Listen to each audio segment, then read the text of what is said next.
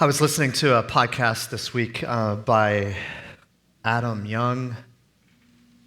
I think the title of it is The Place We Find Ourselves. He's a therapist in the Denver area. He's also affiliated with the Allender Center.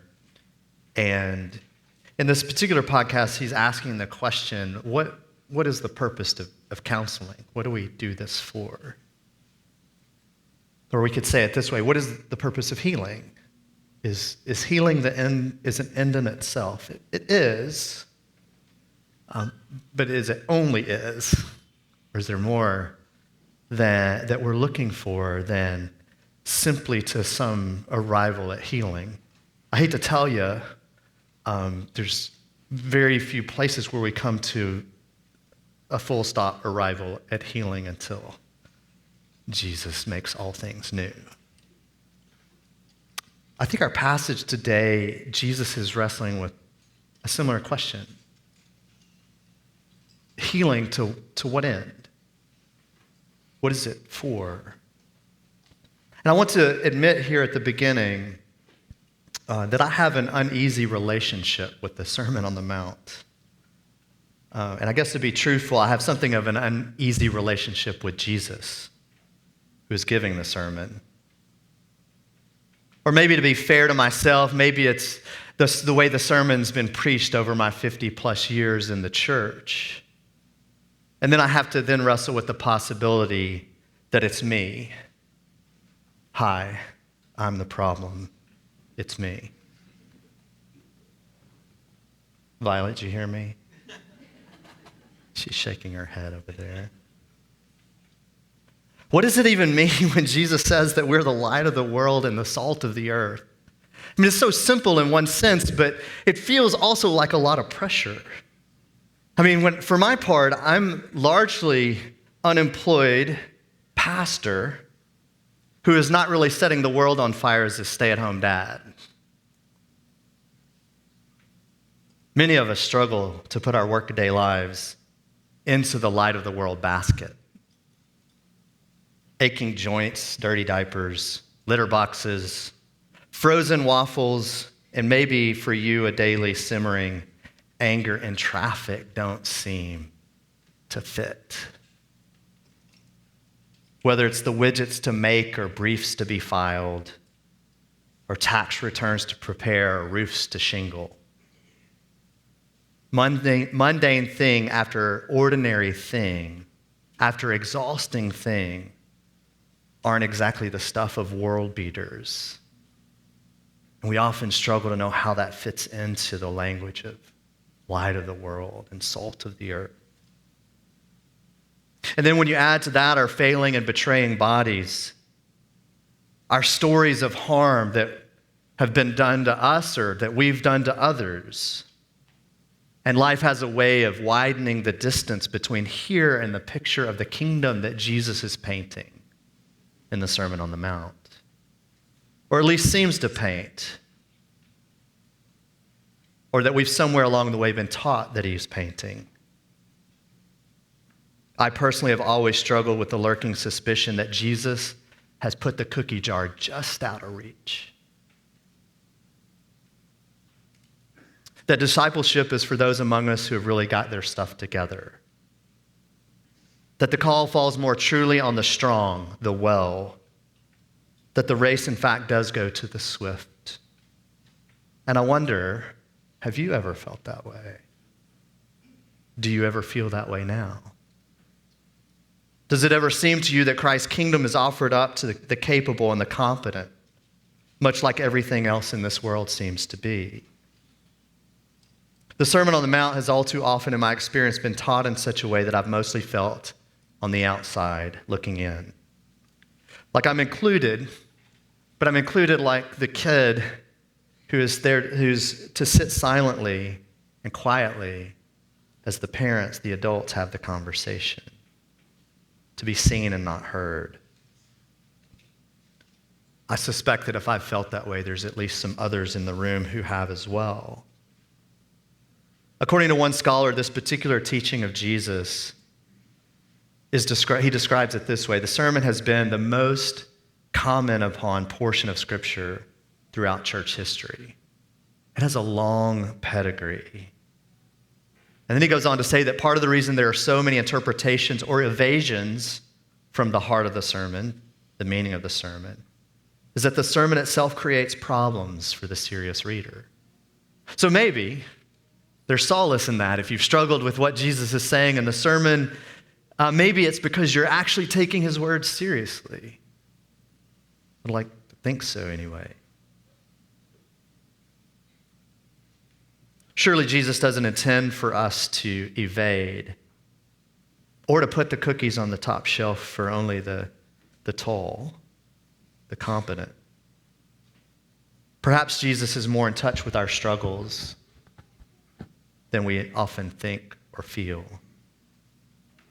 Maybe, and I'd like to put forward that I think he does, he's setting the salt of the earth and light of the world as a conclusion to blessed are the poor for a reason. That they hold together. But you can't have one without the other. And this reason gets missed often in our attempts to avoid or soften what Jesus is really saying. So what is Jesus doing here? I want to set us up for that question. What is Jesus doing in the way he's even framed the flow of the sermon? What's happening? And so I want us to just think about the historical context. And the first thing about I want to think about the historical context and also the literary context, the biblical context of what Jesus is saying here as he teaches. In the historical context, Jesus is teaching the sermon at the crossroads of two highly influential and developed moral traditions. The one you might suspect is the Jewish wisdom literature tradition. It comes from the Jewish moral tradition, but it was heightened and specifically focused on in what's known as Second Temple Judaism. The religion of Jesus' day, the religion of the scribes and the Pharisees. It's the soup and the water that they swam in. But also the Greco-Roman virtue tradition. And Jonathan Pennington, in his book, The Sermon on the Mount and Human Flourishing, says that both of these are concerned with the great theological and existential question of what is human flourishing. What does it look like to flourish as a human? What does it look like to be fully alive and to the fullness of who we are intended to be as humans? He goes on to say that the sermon is Christianity's answer to the greatest metaphysical question that humans have always faced. How can we experience true flourishing? What is happiness, blessedness, shalom? And how does one obtain and sustain it? Jesus is answering the question that occupied the minds and schools of the day, from Stoicism to Epicureanism to Aristotelianism to even hedonism. Pennington says that philosophers in the Greco-Roman tradition were consciously and explicitly driven to answer the question of what makes people truly happy. Or in other words, what makes for human flourishing? And I suspect we're all asking the same question. Maybe not explicitly, but it's the human pursuit. It's what we're all looking for. What does it mean to live the full life? What does it look like to lean into what we're supposed to be, why we're here, what we're made for? To have a sense of purpose and calling and impact in the world. And so Jesus steps into those crossroads and he begins to teach and give us a way to answer the question. The way to answer the question. The only way to truly answer the question. Blessed, Jesus says, repeatedly, 14 times here in the first part of the Sermon on the Mount. Blessed are you in the passage that precedes what we have read this morning, where he says, you are the salt of the earth and the light of the world. He begins this portion of moving into the salt of the earth and the light of the world by saying, blessed are you when others revile you and persecute you. Jesus here is using a particular literary form. It's well known in his day. It's very important that we stop and understand this for a second, because I think it'll help us then answer the bigger question. Jesus is using what is known as a macarism, which I'm sure you all know what that means. Right. It comes from the Greek makarios, which is often translated blessed, but I think that word gets a bit confused for us, because typically when we think of blessed, rightly, especially in the church, we think of something that God confers upon us. It's a speech act of God, that God speaks blessing, and in the speaking of blessing, we receive. And if we think of it this way in terms of the Sermon on the Mount, then what we can think is that when Jesus says, blessed are the poor in spirit, that what he's inviting us to do is to get into that space of being poor in spirit, and then God speaks blessing into that space. But that's not what's going on, and that's not the literary form that Jesus has entered into and taken up. But when I say literary form, it was well known in his day, and it's thoroughly drawn from the Old Testament. He's using a very specific word, and what he's actually saying is that those who are poor in spirit are living the good life. If you want to answer the question of what it means to flourish as a human, what it means to flourish as a human is to be poor in spirit. Those who are poor in spirit are actually living out the story of human flourishing according to Christ and his kingdom. Those who mourn are actually living the good life. They're the ones who are flourishing. Those who are meek, those who hunger and thirst for righteousness, those who seek and make peace, those are the ones that are flourishing in the world. It's important to understand when Jesus says, blessed are the poor in spirit, or blessed are you when you are persecuted for my name's sake. He's saying that is the good life. It's a hard word. That may be difficult for us to understand and to embrace, but that is what Jesus is inviting us to hear. He is describing the life that is flourishing rather than pronouncing God's blessing on those who mourn or hunger or thirst or whatever it may be.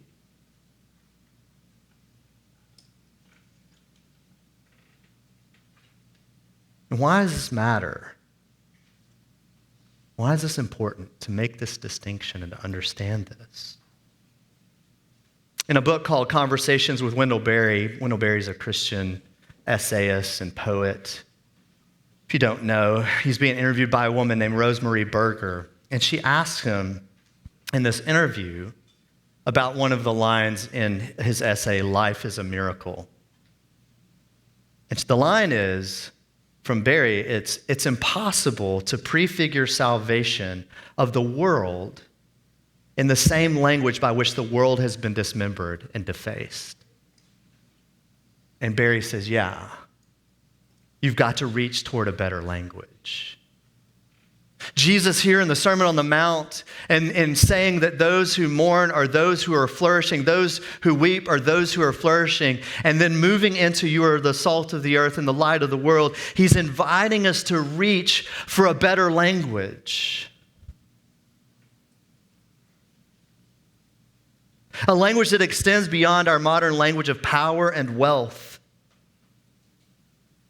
The language that seeks so desperately to sanitize our stories from their grief and brokenness, their sin. Fleming Rutledge, in her book, great book on the crucifixion, says that Americans are known throughout the rest of the world as the Pollyannas of the world. Now, I want to say that there's something, I think, noble in the American story in our sort of rugged optimism. But there's also something very, very damaging about it. We live in a culture that wants to put aside the real sorrows and suffering of this world, of this life. If you think about what I've just said, it's probably struck some of you as difficult and maybe impossible that Jesus is really saying that the flourishing life is the mourning life. Is that really what he means? Jesus has the audacity to sit there in the looming shadow of the Roman Empire and say human flourishing is found in poverty, mourning, hunger, thirst for righteousness, peacemaking. To say that human flourishing looks like persecution and being despised for his name's sake. And what Jesus is doing is inviting us to reach for a language that counters and is not formed in the power structures of the Roman Empire.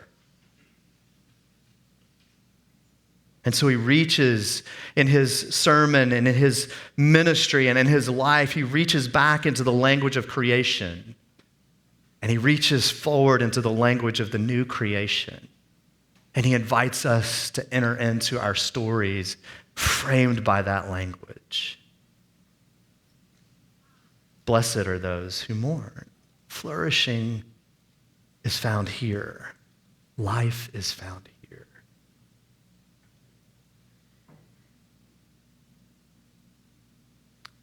Jesus then, in that invitation, as he invites us to see that this is the life of the flourishing person and the life of the flourishing community, he then invites us to see what that means for us in the world. He's going to begin to unpack that in the rest of the sermon, and then really the rest of the march to Jerusalem. And he does so by saying, "You are. You are. You are the salt of the earth and the light of the world."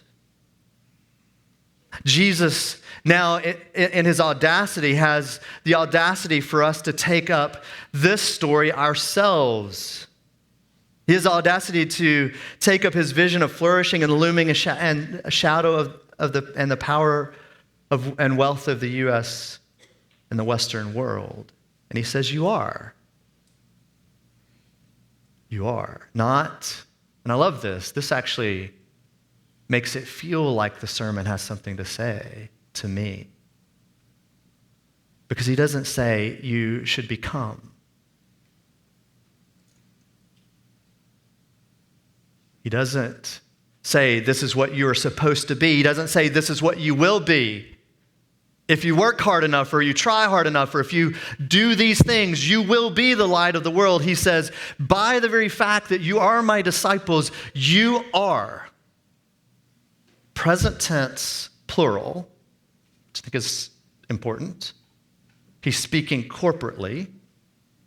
So we individually are the light of the world and the salt of the earth, but we are individually that as we exist corporately among the people of God, as the people of God in the world.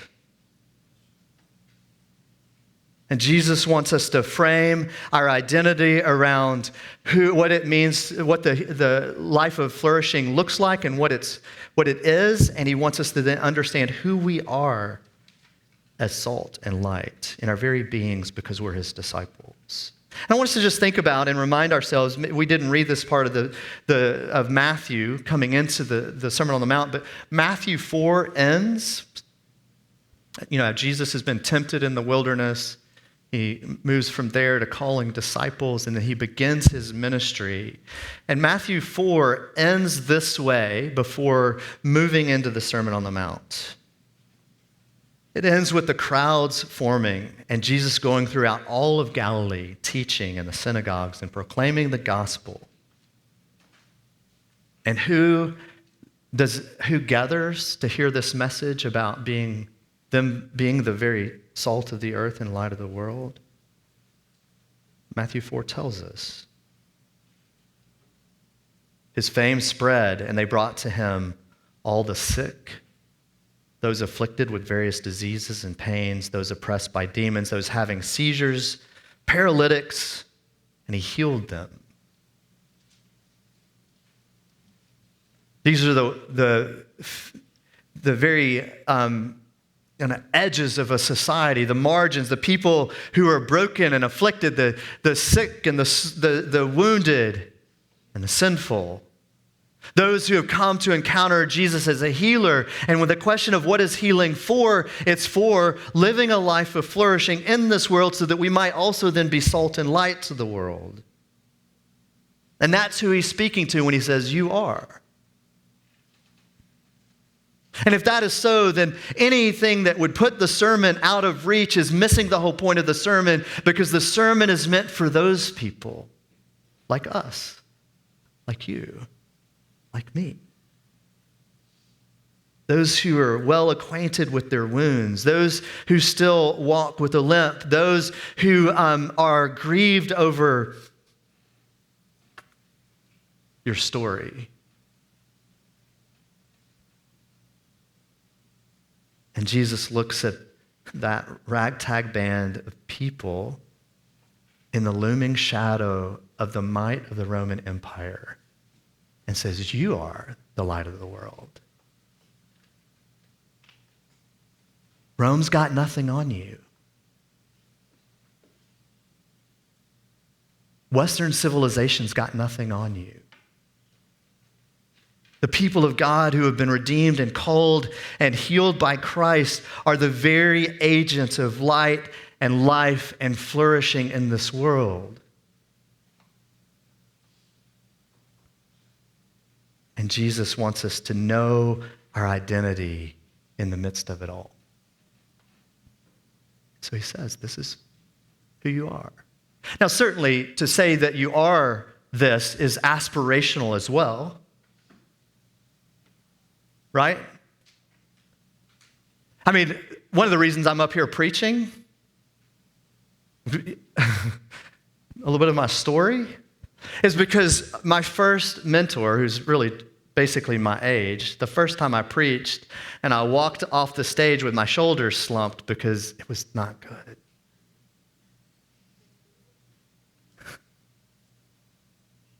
And he looked me in the eye and he called me Tiger, because that's what he called his sons. And he said, you can do this. And Jesus is doing something like that. He realizes that to say that you and I are the light of the world can feel like a task too tall, a bridge too far. I mean, after all, we are the wounded, the broken, the confused. But he looks us in the eye and says, this is who you are. You got this. You are the light of the world. Do you mourn and weep? Good. That's where flourishing comes. That's where life is found. That's where the healing of the world begins, is there.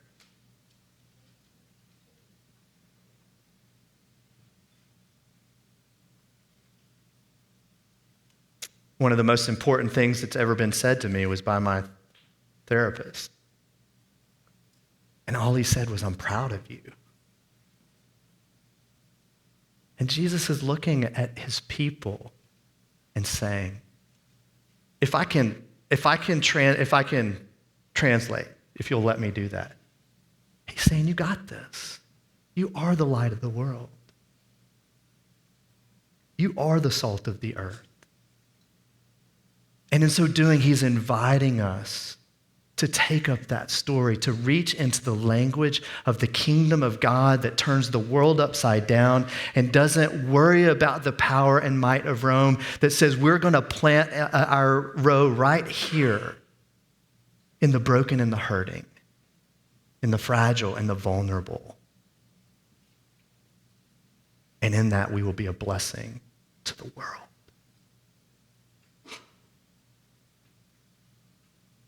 So I want us to just then look at what it means briefly to be salt and light. One author lists 11 uses of salt in the ancient world. I won't do anything close to that. There's good ones. We read the Old Testament passage where salt was used in covenant making. That's true. And surely Jesus has that in mind.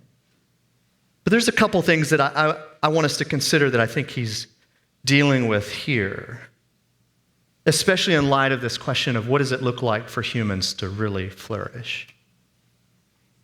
And that is that salt was also used as fertilizer. So Jesus, when he's saying that you are the salt of the earth, the salt of the ground, you are the salt of this very planet for which God is coming for, to redeem and to heal and restore. He's saying that you are like the salt that is worked into the soil that brings flourishing to that soil and life into the world. You and I are fertilizer.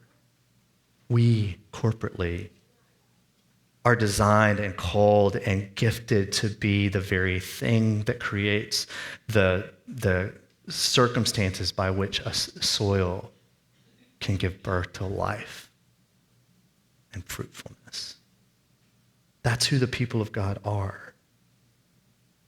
I think salt also, in terms of flavor, right? He says here, if salt has lost its savor, which one commentator says it's a kind of stark statement. I've often wondered this. How does salt lose its flavor? I don't know that it can. I don't know. One commentator said it's like water losing its wetness, and I think that's Jesus' point. He's saying, this is who you are. How could you do otherwise? How could you do otherwise than to work yourself into the soil of this world in order to bring flourishing to it? How else could you do otherwise than to work yourself into food and bring flavor and delight?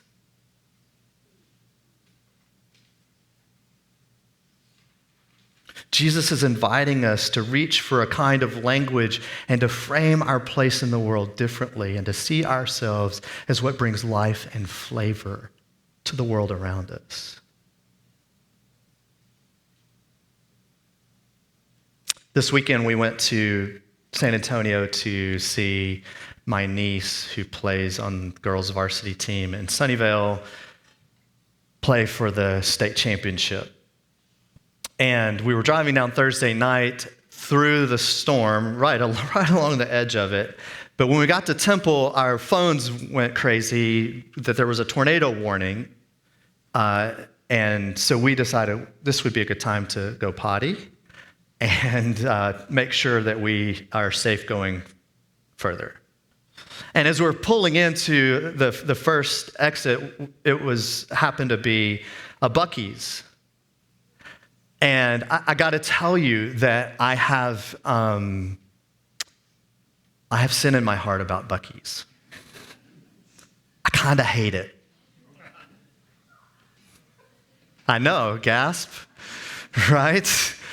Like I've made this known enough that when we're pulling in, like the storm is coming, we're worried about a tornado, and Heather turns to me like, it's a Buc-ee's, is that okay? I'm like... But actually, the reason I actually said, yes, it's fine. And I think I said this, I can't remember it, but I'm sure I did. I said, no, it's Texas, and Buc-ee's is Texas, and I've got to learn to love Buc-ee's. And I know that's silly. I get it. But how about we reach for language like that of love for the world that God has called us to love? The place where he has placed you. He's inviting us here to reach for the language of love for these places because he does. Do you know why you know that Jesus is from Galilee and Nazareth? Is because he loves those places. That's why. And to be the salt of the earth and the light of the world, that means that means that we are to take up our place in the places that God has put us to bring about the flourishing of those places and those people. That this is who we are. The church of Jesus Christ, this is who we are. That's what Jesus is saying. You are the light, not among yourselves, but of the world. What he says to Abraham is, I'm going to bless you so that everybody will be blessed, so that the nations will be blessed. And Jesus here is inviting us to understand that our healing has come to us so that we might flourish. And in flourishing, what we might do is bring the love of Christ to the place that he calls us, to the widgets we make, to the briefs we prepare, to the very small and ordinary places that we often look at and go, this is worthless and a waste of time. And he's inviting us to reach for a language of love and healing for those very places, because that's what he's come for.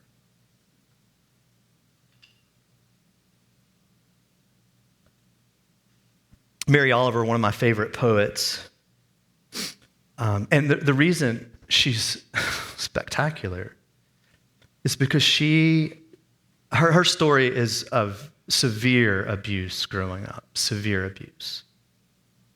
And what she says about her life is she says, I got saved by the beauty of the world. And so as a poet, she becomes a seer and a namer of beauty, which would be, it would be easy for her to be a seer and namer of all that is wrong. But she becomes a seer and namer of beauty. In her poem, A Summer Day, she starts with the question, who made the world? Who made the swan and the black bear and the grasshopper? And then she says, this grasshopper. I mean the one who has flung herself out of the grass, the one who is eating sugar out of my hand, who is moving her jaws back and forth instead of up and down. Can you just see it? Can you just feel the heat in the Johnson grass as she says it?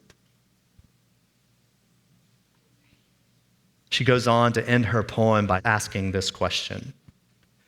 Tell me what it is you plan to do with your one wild and precious life. And I think in her invitation is something of Jesus' invitation for us to hear the words that we are the light of the world. We are the salt of the earth. What will we do with our one wild and precious life? What will we do? I want to say something about light briefly. Light is an important, I think it's pretty easy to get our heads around the metaphor of we're the light of the world, but I do want to remind us of, if you've ever been in a situation, this is what I always think of is camping with your children, and you go out for an evening stroll, maybe a nighttime stroll, and you give them all the flashlights, and it's cool and all until invariably, the child will shine the flashlight right in your eyes. Right? When Jesus says you are the light of the world, that's not what he's saying. He's saying we are the people who shine the light on the path toward healing and wholeness and flourishing itself. Do we invite others into the story of Christ remaking all things and making all things new? And so we do this. We are the people who shine a light on the path.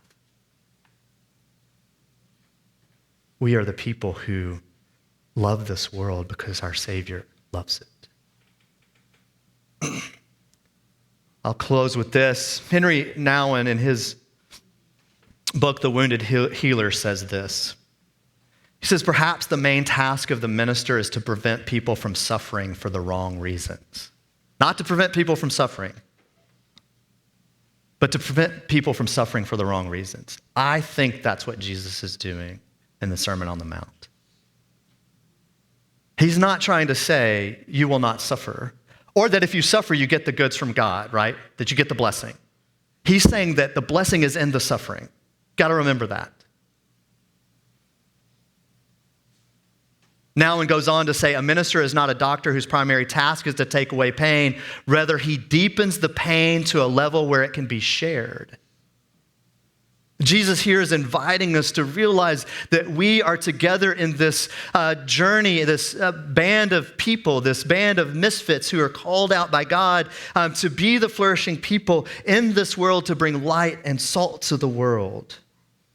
And because Jesus is God's wounded healer, we can also then be those who are wounded and yet bring healing into this world, to bring light and life to the world.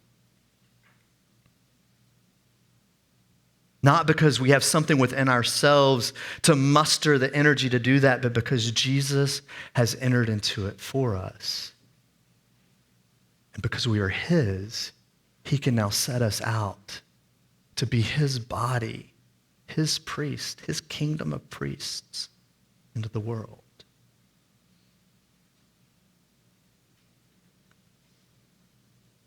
In the series Godless, there's 2 stories being woven through.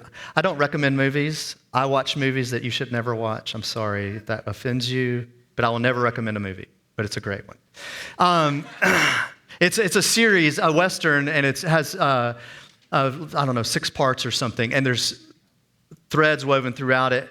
And there's this thread, the godless thread, that's represented by, the bad guy, Jeff Daniels, actually.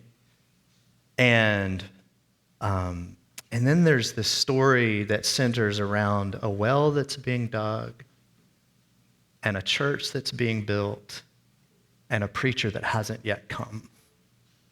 The preacher comes at the closing scene, at the most sort of, one of the beautifully and sad, and he recites this poem.